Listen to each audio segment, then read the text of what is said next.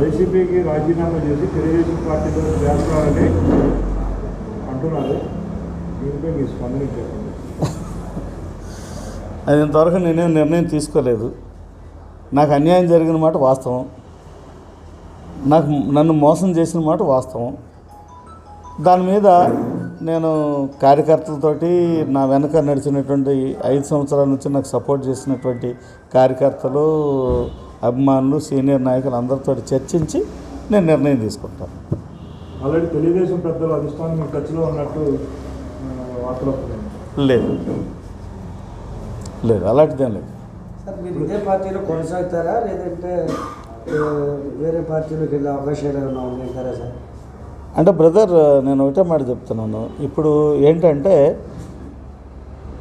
నాకు అన్యాయం జరిగింది, నన్ను మోసం చేశారు. ఇప్పుడు జగన్ గారు మీకు న్యాయం చేస్తానంటే ఒక నిమిషం చెప్పరు. నాకు అన్యాయం జరిగింది, నన్ను మోసం చేశారు. ఈ రోజున నన్ను నడి రోడ్డు మీద వదిలిపెట్టారు. నన్ను నేను కాపాడుకోవాలి. నా వెనుక ఉన్నటువంటి ఎవరైతే నా అనుచరులు కానీ లేకపోతే నా హితులు స్నేహితులు ఉన్నారో వాళ్ళని కూడా నేను కాపాడాలి. సో నాకంటూ ఒక షెల్టర్ కావాలి.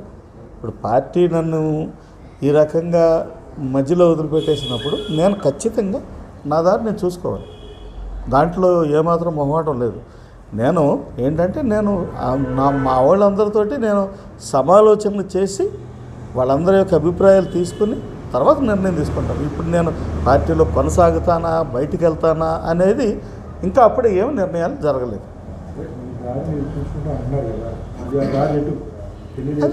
తెలియదు. నేనేం చెప్పలేదు. నేను పార్టీని విడిచిపెడతాను కూడా ఇంకా చెప్పలేదు కదా.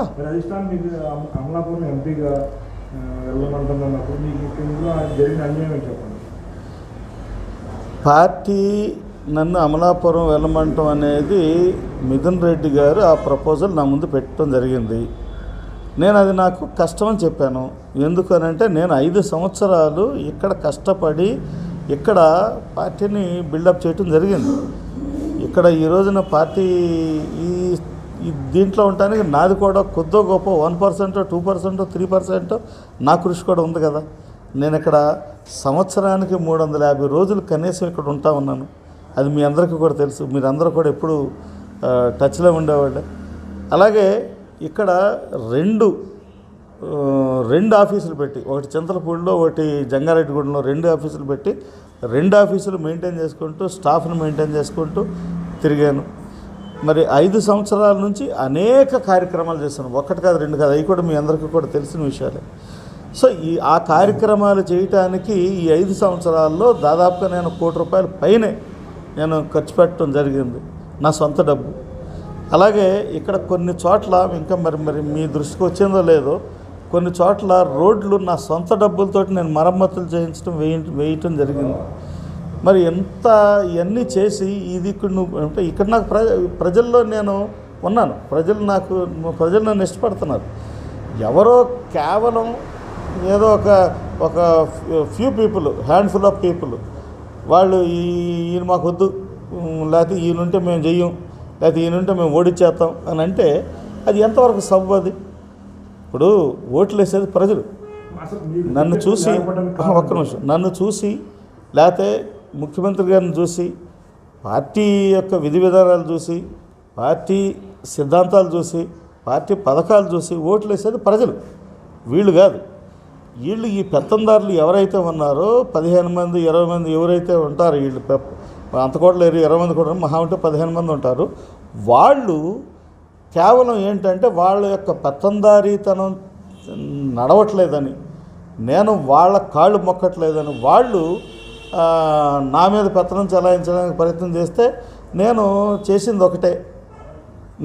ఒకటే ఏంటంటే, ఏదైతే గౌరవ ముఖ్యమంత్రి గారు నాకు ఆదేశాలు జారీ చేశారో, ఏదైతే పార్టీ ఆదేశాలు ఉంటాయో వాటిని తూచా తప్పకుండా నేను పాటించాను. అంతేగాని ఇక్కడ లోకల్గా లేదు, అది కాదు, పార్టీ అలాగే చెప్పొద్దు, నువ్వు ఎట్లా చేయని చెప్తే అది నేను చేయను. ఎందుకంటే నేను ఒక క్రమశిక్షణ కలిగినటువంటి వ్యక్తిని. నేను పార్టీ అంటే క్రమశిక్షణ నాకు ఉంది. క్రమశిక్షణ లేని వ్యక్తులు వాళ్ళు ఇష్టానుసారంగా అటు ఇటు రాజకీయం అంటే ఒక దుర్మార్గమైనటువంటి ఆలోచనతో ఉన్నవాళ్ళు చేసే రాజకీయం నేను చేయలేదు. నేను పార్టీకి అనుకూలంగా ఉన్నాను, పార్టీకి విధేయతతో ఉన్నాను, ముఖ్యమంత్రి గారికి విధేయతతో ఉన్నాను. నేను చేసిన పని కూడా ఏదైనా నేను చేశానంటే కేవలం పార్టీ చేసినటువంటి పనులు చేశాను. ఫర్ ఎగ్జాంపుల్ నేను చెప్తున్నాను, ఇక్కడ రాజకీయం ఎలా ఉందంటే పెత్తందారితనం. ఇక్కడ వైఎస్ఆర్ కాంగ్రెస్ పార్టీలో విజయరాజు గారిని ప్రోత్సహిస్తూ ఉన్నారు. అదేవిధంగా తెలుగుదేశం పార్టీ, జనసేన పార్టీలో అంబేద్కర్ గారిని ప్రోత్సహిస్తున్నారు. మీ అందరికీ తెలుసు అంబేద్కర్ గారు ఎవరో. ఇంతకుముందు 2009లో ఆయన ప్రజారాజ్యం పార్టీలో పోటీ చేశారు. ఆయనకి అప్పుడు ప్రధానమైనటువంటి వ్యక్తి ఎవరు ఆయన ప్రమోట్ చేసింది? దివంగత కోటగిరి శ్రీ విద్యాధరరావు గారు, అవునా? ఆ తర్వాత ఆయన ఎంపీ గారి మనిషిగా ఉన్నాడు, ఎంపీ గారి విధేయుడిగా ఎంపీ గారి మనిషిగా ఉన్నాడు.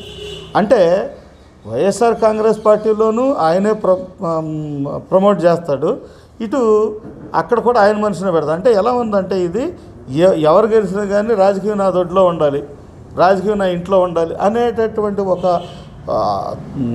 ఒక ఆలోచనతో ఈ పెత్తందారీతనం ఇక్కడ నడుస్తూ ఉంది. ఇలాంటి పెత్తందారీతనానికి వ్యతిరేకంగా పార్టీ సిద్ధాంతాలు మీ అందరికీ తెలిసి ఇక్కడ ఇంతకుముందు ఎంతో కాలం నుంచి ఒక 40-50 సంవత్సరాల నుంచి ఇక్కడ ఒక వర్గ పోరాటం జరుగుతూ ఉంది. మీకు తెలుసు ఆ వర్గ పోరాటంలో 2019 ఎన్నికల తర్వాత ఏమైంది? ఆ వర్గ పోరాటాలు పోయి ఒకటయ్యి 2 వర్గాలు ఎవరు లేకుండా ఒకటయ్యి ఖచ్చితంగా అందరం కలిసి వెళ్తున్న